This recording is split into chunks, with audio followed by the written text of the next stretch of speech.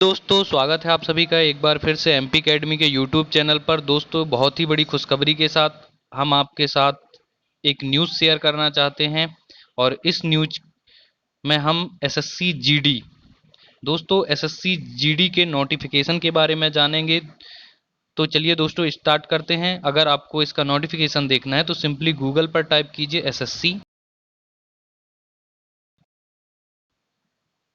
SSC type करने के बाद इसको सर्च करना है। दोस्तों ये देखिए एसएससी का ऑफिशियल पेज खुल गया है ssc.nic.in। इस पर क्लिक करेंगे, ये यहाँ पर होम पेज खुल जाएगा एसएससी का। दोस्तों देख सकते हैं कि यहाँ पर लेटेस्ट न्यूज में notification of constable GD in central arm force NIA SSF and rifleman GD in Assam rifle examination, इस तरीके से ये नोटिस आ चुका है। तो 17 जुलाई यानी कि आज की ही डेट पर ये नोटिफिकेशन यहाँ पर डाला गया है। दोस्तों बिना देरी किए हुए चलिए हम देखते हैं इस नोटिफिकेशन में क्या क्या दिया गया है।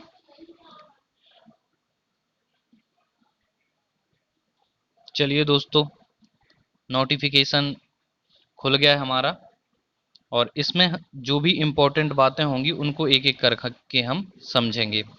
तो नोटिस है constable GD central arm forces CAPF NIA SSF and rifleman GD in Assam rifle examination 2021। ठीक है, तो कुछ इंपॉर्टेंट डेट दोस्तों यहाँ पर दी गई हैं, इनके बारे में हम जान लेते हैं।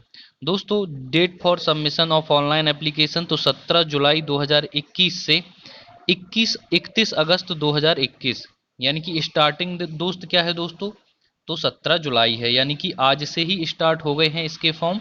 और लास्ट डेट की बात करें तो लास्ट डेट कब है, लास्ट डेट है दोस्तों 31 अगस्त, 31 अगस्त को इसकी लास्ट डेट रहेगी। तो लास्ट डेट का इंतज़ार नहीं करना है, 2 से 3 दिन के अंदर आपको इसका फॉर्म फिल कर देना है। अभी इसमें क्या फीस लगेगी इन सब के बारे में हम जानेंगे, सिर्फ अभी यहाँ पर हमको देखना है। तो 17 जुलाई से शुरू है और 31 अगस्त को ख़त्म। अगर रिसीप्ट ऑनलाइन एप्लीकेशन तो last date for time for receipt of online application, इसके लिए भी 31 अगस्त 2021 लास्ट डेट है एप्लीकेशन फॉर्म के लिए। और फी पेमेंट के लिए 2 सितंबर दी है दोस्तों, 2 सितंबर लास्ट डेट है फी पेमेंट जिसकी पेमेंट नहीं हो सकती, इसीलिए मैं बोल रहा हूँ कि लास्ट डेट का इंतज़ार नहीं करना है, ये जल्दी ही आपको कर देना है अप्लाई। तो जो ये फ़ी पेमेंट है इसके लिए 2 सितंबर डेट दी हुई है और last date of time to generation of offline चालान के लिए 4 सितंबर दी हुई है। तो इस तरीके से हमने लास्ट डेट देख लिए और स्टार्टिंग डेट तो दोस्तों आज से ही शुरू है 17 जुलाई 2021 से। इसके बाद schedule of computer based examination, तो ये जो टायर 1 है इसकी अभी एग्जामिनेशन की डेट यहाँ पर नहीं दी गई है, बताया गया है टू बी इन्फॉर्म लेटर, यानी कि इसकी डेट एग्जाम डेट बाद में आएगी। अभी सिर्फ क्या आया है, तो अभी सिर्फ फॉर्म भरने की डेट आई है। ठीक है दोस्तों, चलिए आगे बढ़ते हैं, आगे बढ़ जाते हैं दोस्तों पे स्केल पर। तो इसका पे स्केल आप देख सकते हैं 21,700 से लेकर 69,100 है। तो 21,700 से अच्छी सैलरी है दोस्तों इसमें, 69,100, तो 21,700 से 69,100 पे स्केल है। ठीक है, पे लेवल 3 के हिसाब से पे स्केल है इसका। वैकेंसीज की बात करें दोस्तों तो वैकेंसीज टोटल वैकेंसी आप देख सकते हो 25,271 वैकेंसी हैं, 25,271 वैकेंसीज हैं। तो ये आपको 25,000 देख के घबराना नहीं है, ये इस तरीके से जब 2018 में वैकेंसी आई थी तो स्टार्टिंग में कम पद थे, मतलब लगभग 30-35 हज़ार के आसपास पद थे, उसके बाद वो 64,000 में तब्दील हो गए थे।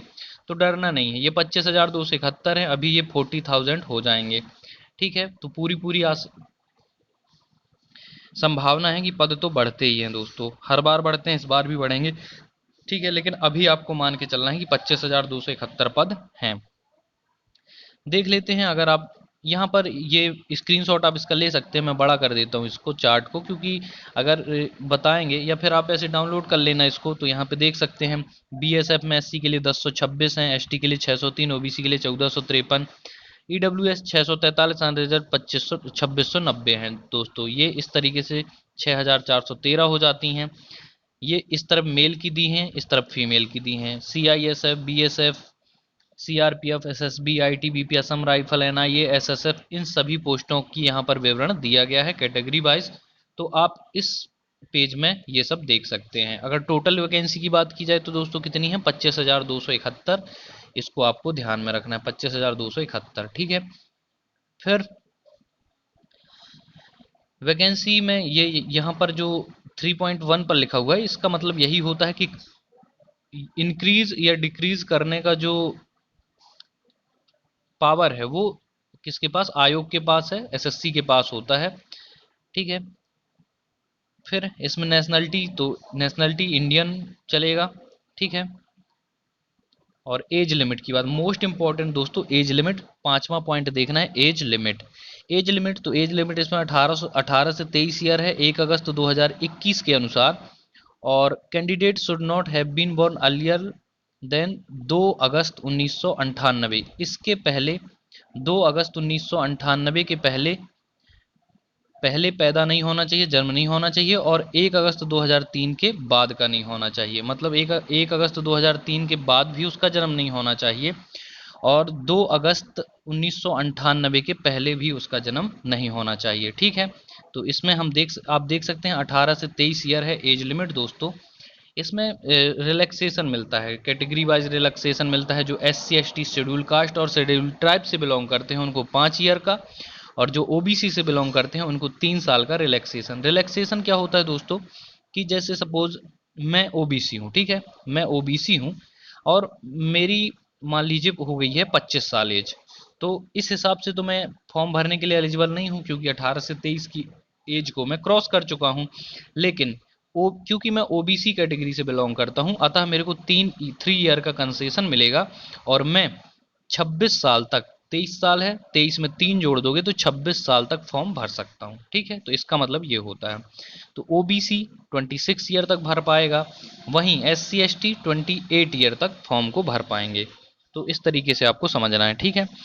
एक्स सर्विसमैन के लिए भी बोला गया है 3 years after deduction of the military service rendered from the actual age age on the date of recording, ठीक है। फिर इस तरीके से 5 ईयर 8 ईयर तो इनको आप देख लेना, ठीक है। जो जिस कैटेगरी से बिलोंग करता हो वो देख सकता है। दोस्तों अगर कोई क्वेश्चन है आपके मन में, कोई सा भी डाउट हो, तो SSC GD के थ्रू हम बिल्कुल ही आपको बिल्कुल जो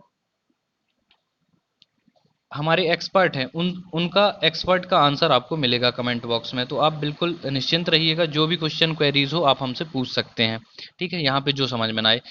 इस वीडियो में हम सब कुछ जानने वाले हैं, एग्जामिनेशन और इसके सिलेबस वगैरह सब के बारे में जानेंगे दोस्तों। तो चलिए सीधे पेज पर पहुंचते हैं, पेज नंबर सीधे पहुंच जाते हैं पेज नंबर 13 पर, ठीक है। 13 पे चलते हैं हम लोग इस पे। तो यहाँ पर दोस्तों हमको पता चल जाएगा सिलेबस ऑफ एग्जामिनेशन। तो फीस मैंने बता दी है दोस्तों, जनरल के लिए कितनी है, 100 रुपये है, ठीक है। जनरल और OBC के लिए अच्छे से लिख देता हूँ, फॉर जनरल और OBC के लिए फीस कितनी है, 100 रुपये है।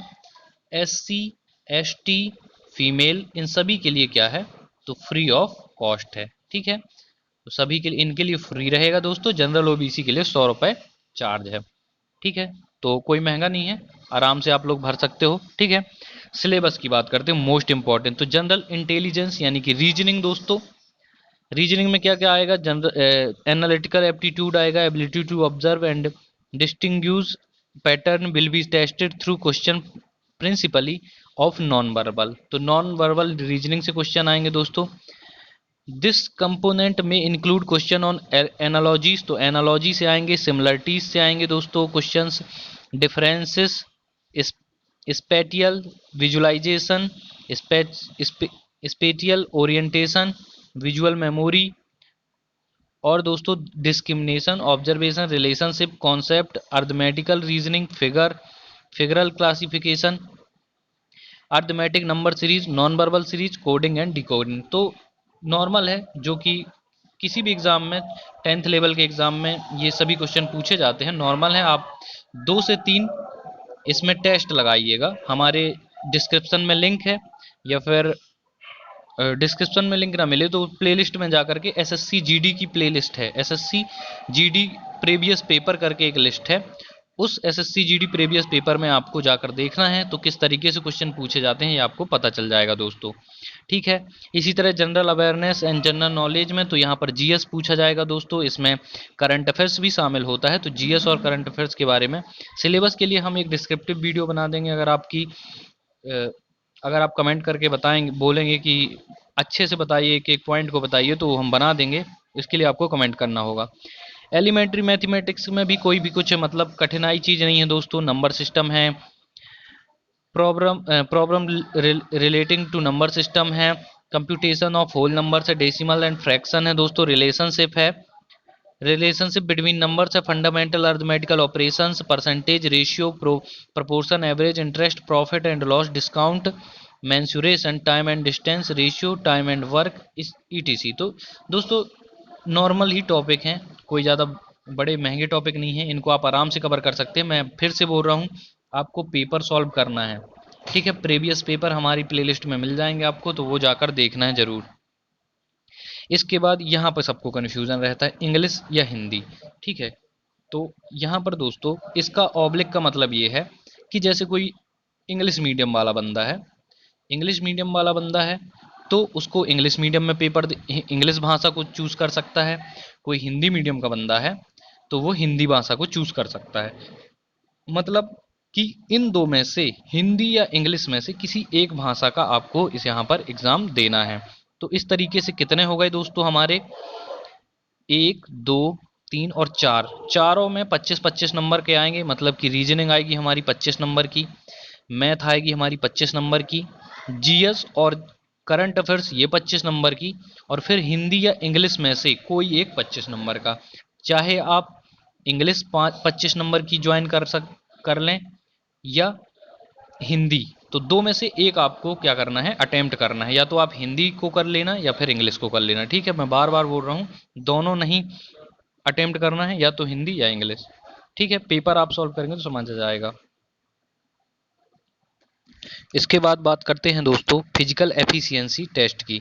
फिजिकल एफिशिएंसी टेस्ट में क्या होता है, आप यहाँ पर देख सकते हैं, 5 किलोमीटर दौड़ 24 मिनट में कंप्लीट करनी होती है, ये मेल के लिए। ठीक है, फॉर मेल में यहाँ पर लिख देता हूँ, 5 किलोमीटर की रनिंग कंप्लीट करना है 24 मिनट में। 24 मिनट के अंदर 5 किलोमीटर की रनिंग को कंप्लीट करना है, और 1.6 किलोमीटर इन 6.5 मिनट में, 6.5 मिनट में। ठीक है, तो ये मेल के लिए है। इसी तरह से फीमेल के लिए अब देख लेते हैं। तो फीमेल के लिए क्या है, 1.6 यानी कि 1600 मीटर दौड़ है 8.5 यानी कि 8.5 मिनट में, और 800 मीटर दौड़ है 4 मिनट 4 मिनट में। ठीक है, तो 800 मीटर दौड़ 4 मिनट में है, और 1600 मीटर दौड़ 8.5 यानी कि 8.5 मिनट में है। तो इस तरीके से आप देख सकते हैं दोस्तों, फिजिकल एफिशिएंसी टेस्ट हो गया हमारा। अब बात करते हैं फिजिकल स्टैंडर्ड टेस्ट की। तो फिजिकल स्टैंडर्ड टेस्ट मेल के लिए क्या है, 170 सेंटीमीटर है, 170 सेंटीमीटर होता है मेल के लिए। ये जनरल, ओबीसी और एससी तीनों कैटेगरी के लिए इसमें छूट नहीं मिलती है। ठीक है, तो हाइट 170 सेंटीमीटर से कम नहीं होनी चाहिए जनरल, ओबीसी और एससी के लिए। इसी तरह फीमेल में होती है कितनी दोस्तों, 157 सेंटीमीटर। ठीक है, और अभी हम किसको किसको कंसेशन मिलता है इसको भी देख लेंगे। तो याद रखना, फीमेल के लिए, गर्ल्स के लिए 157 सेंटीमीटर है, मेल के लिए 170 सेंटीमीटर है। चलिए आगे बढ़ते हैं, किसको किसको छूट मिलेगी। तो ये देखिए, शेड्यूल्ड ट्राइब्स यानी कि एसटी से बिलोंग करने वाले को, फीमेल को मेल को 170 ना चाहिए होगी, कितनी होगी, 162.5, और फीमेल को चाहिए होगी 150। ठीक है, ये अगर बिलोंग करती हैं किससे, शेड्यूल्ड ट्राइब से यानी कि एसटी से। तब तो एसटी से बिलोंग करने वाले लड़के को 162.5 सेंटीमीटर लंबाई चाहिए, और जो गर्ल्स है, अगर एसटी से बिलोंग करती है गर्ल, तो उसको 150 मीटर लेंथ, 150 सेंटीमीटर लंबाई होनी चाहिए उसकी। ठीक है, नॉर्थ ईस्ट के लिए स्पेशल केस में दिया है दोस्तों, बॉयज़ के लिए 157 सेंटीमीटर और गर्ल्स के लिए 147 सेंटीमीटर। इसके बाद इस तरीके से नीचे आप देख सकते हैं कि candidate filing in the categories of Garhwalis, Kumaonis, तो ये देख सकते हैं 165, 162, ये नीचे यहाँ पर दिया है, सब अच्छे से समझ सकते हैं। चेस्ट का नंबर, चेस्ट में सिंपल सा है, मैं आपको लॉजिक बता देता हूँ, ठीक है। एक नॉर्मल के लिए, ठीक है, जनरल, ओबीसी और एससी के लिए, जनरल, ओबीसी एंड एससी से बिलोंग करने वाले बॉय के लिए, ठीक है, इस मेल के लिए क्या है, 80 सेंटीमीटर चेस्ट होनी चाहिए नॉर्मल, मतलब कि बिना फुलाए 80 सेंटीमीटर सीना होना चाहिए, और फुलाने के बाद इसमें 5 सेंटीमीटर का एक्सपांसन होना चाहिए, मतलब 5 सेंटीमीटर और फूलना चाहिए। तो इस तरीके से 80, 85 सेंटीमीटर, इस तरीके से इसको समझ सकते हैं। बिना फुलाए 80 सेंटीमीटर, फुलाने के बाद 85 सेंटीमीटर होना चाहिए, जनरल, ओबीसी और एससी कैंडिडेट के लिए, मेल कैंडिडेट के लिए, ठीक है। ये इसका मतलब ये है। तो 80 सेंटीमीटर क्या है, अनएक्सपेंडेड, बिना फुलाए, और मिनिमम एक्सपेंशन कितना फूलना चाहिए, तो 5 सेंटीमीटर फूलना चाहिए। ये दिया हुआ है चेस्ट में। रिलैक्सेशन किसको मिलेगा, तो अगेन शेड्यूल ट्राइब को नॉर्मल कितना चाहिए, 76 सेंटीमीटर चाहिए, जनरल को चाहिए, जनरल, ओबीसी और एससी को 80 चाहिए था, 80 सेंटीमीटर, एसटी को लगेगा 76, लेकिन एक्सपांसन सेम है, 5 ही होना चाहिए, तो 76 और 5 81 सेंटीमीटर इनका हो जाना चाहिए फुलाने पर। बिना फुलाए 76 सेंटीमीटर, फुलाने के बाद 81 सेंटीमीटर, ठीक है। और बाकी इनके गढ़वालीस, कुमानीज, दोगराज, मराठास, इनके लिए दिया है 78 और 5, इस तरीके से आप पढ़ लेना। दोस्तों कोई भी प्रॉब्लम होगी आप कमेंट में बोल देना, बस वहाँ पर आपको सॉल्यूशन मिल जाएगा। दोस्तों वेट वेट वेट बहुत प्रॉब्लम होती है सबको कि वेट कितना चाहिए। तो दोस्तों वेट जो होता है वो लेंथ लेंथ के हिसाब से होता है, अकॉर्डिंग टू लेंथ, लेंथ के रेशियो में वेट होना चाहिए। तो इस पर हम आपको दिखाते हैं कि वेट कितना होता है। स्टैंडर्ड, मेडिकल स्टैंडर्ड दिया हुआ है, आप गूगल पे नॉर्मली सर्च करोगे तो दिख जाएगा, मैं अभी आपको करके दिखा दूंगा, ठीक है। तो वेट वाले को अभी पर छोड़ देते हैं यहाँ पर। इसके बाद दोस्तों यहाँ पर इतना काम हो गया। सबसे पहले आप जाओगे रनिंग करोगे, रनिंग करने के बाद आप सबसे पहले जाओगे, लंबाई चेक होगी, फिर रनिंग होगी, रनिंग के बाद चेस्ट। तो रनिंग के बाद चेस्ट नपेगी, ये आपका फिजिकल एफिशिएंसी टेस्ट हो गया, और आपका फिजिकल पीईटी हो गया, और फिजिकल स्टैंडर्ड टेस्ट हो गया, पीईटी और पीएसटी। इसमें क्या क्या होता है, 5 किलोमीटर की रनिंग, 5 किलोमीटर की रनिंग और लंबाई और सीना, तीन चीजें यहाँ पर नापी जाती हैं, बस इतना काम यहाँ पर होता है। इसके बाद अपन आते हैं मेडिकल पे, ठीक है। तो वेट जो है मेडिकल में नापा जाता है दोस्तों आपका, इसलिए आपको मेडिकल एग्जामिनेशन की तरफ जाना है। मेडिकल एग्जामिनेशन में दोस्तों आपकी टोटल बॉडी को चेक किया जाएगा, कंप्लीट बॉडी चेकअप होता है दोस्तों। इसमें कोई भी ये नहीं है कि आपके शरीर में कोई भी फॉल्ट है तो आप बच सकते हैं, ये कोई भी चांस नहीं है। विदाउट बाकायदा एक्सरे की सहायता से, सीटी स्कैन वगैरह से, सब ब्लड टेस्ट, आपका बीपी, शुगर, सब कुछ चेक होता है कहाँ पर, मेडिकल एग्जामिनेशन में। और सबसे ज़्यादा बीपी में पिछले बार फेल हुए थे लोग, और आई टेस्ट में फेल हुए थे, मतलब आंखों में, ठीक है। 6/6 जिसका विजुअल नहीं था, तो 6/9 तक ले रहे थे, उससे कम का नहीं चल रहा था, ठीक है। फिर आप बात आती है डॉक्यूमेंट वेरिफिकेशन की, तो 10वीं की मार्कशीट लगती है। अगर आप किसी कैटेगरी से बिलोंग करते हैं, जैसे ओबीसी, एससी, एसटी, तो ओबीसी मतलब कास्ट सर्टिफिकेट उसमें लगता है सेंट्रल वाला, ठीक है। तो कौन सा वाला सर्टिफिकेट दोस्तों, सेंट्रल वाला। और डोमिसाइल चेक होता है, डोमिसाइल हो गया, आधार कार्ड चाहिए, ठीक है। ये तो डॉक्यूमेंट वेरिफिकेशन, अभी सिर्फ पेपर देना है, वहाँ पर आपको सब कुछ बता दिया जाएगा क्या क्या लगना है, वो और अच्छे से बता देते। Domicile certificate, permanent residence certificate है, मैट्रिकुलेशन सेकेंडरी एग्जामिनेशन है, मतलब 10वीं की मार्कशीट हो गया, निवास प्रमाण पत्र हो गया, अगर एनसीसी प्रमाण पत्र है तो वो रख लीजिए, उसमें आपको छूट मिलती है। और फिर इसके बाद आपको जो कास्ट सर्टिफिकेट है वो इसी फॉर्मेट में बनवा के ले जाना होता है, सेंटर वाला, ठीक है। सेंटर तो वो दिया हुआ है अनेक्सर 5 में, आप देख सकते हैं, ठीक है। एज रिलैक्सेशन चाहिए है, तो रिलैक्सेशन के लिए भी बहुत मतलब आपको एनेक्सर 8 में आपको फॉर्म मिल जाएगा, उसको बनवाना है डिस्ट्रिक्ट कलेक्टर से या डिस्ट्रिक्ट मजिस्ट्रेट, एसडीएम या कलेक्टर से, सीधी सी बात, ठीक है। और दोस्तों सबसे बड़ी प्रॉब्लम जो होती है वहाँ पर डॉक्यूमेंट वेरिफिकेशन में, वो ये है कि सभी डॉक्यूमेंट में नाम सेम होना चाहिए। किसी भी डॉक्यूमेंट में अलग नाम है तो अभी से आप सुधरवा लेना, बाद में प्रॉब्लम नहीं होगी। फिर है एडमिशन टू द एग्जामिनेशन, तो बस इसके अलावा आपको कुछ भी जानने की ज़रूरत नहीं है, आप पढ़िए बढ़िया से सिलेक्शन लीजिए। हाँ, मैं वेट वाला आपको वेट वाला जो कन्फ्यूजन है उसको क्लियर कर देता हूँ, ठीक है। चलिए यहाँ पर हम सर्च करते हैं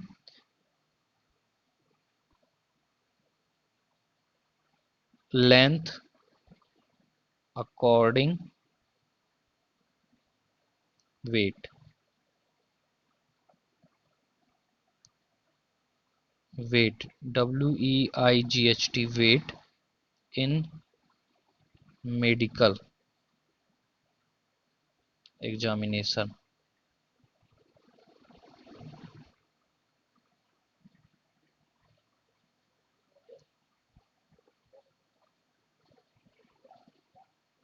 इसको सर्च कर देते हैं दोस्तों, तो अपन को यहाँ पर एक स्टैंडर्ड मिल जाएगा, ठीक है। हाइट एंड वेट का स्टैंडर्ड ये देख सकते हैं आप, किसी भी वेबसाइट में देख सकते हैं, तो वहां पर आपको मिल जाएगा दोस्तों, ठीक है।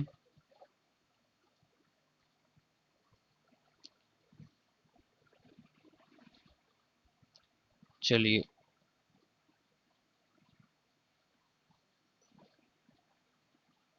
इसमें सही से नहीं दिया है,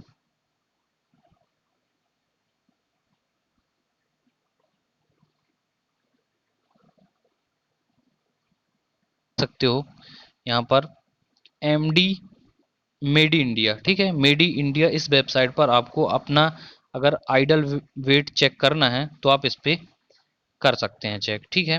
मैं बताता हूँ आपको कैसे चेक करना है।